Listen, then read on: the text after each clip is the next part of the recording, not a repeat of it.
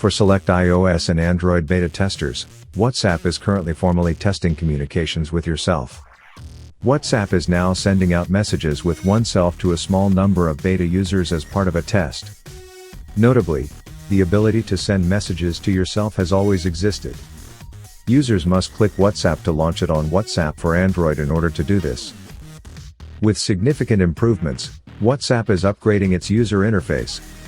According to WaBeta Info, the Meta-owned app is currently formally testing communications with yourself for a small number of Android and iOS beta testers. According to the website, WhatsApp is currently sending out messages with yourself to a small number of beta users as part of a test.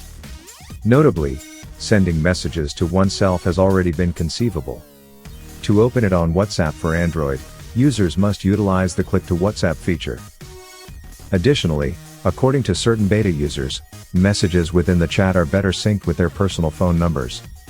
Since it is no longer an unsupported feature while utilizing multi-device, if you send a message to the chat with your phone number, it will always be synchronized with your other linked devices.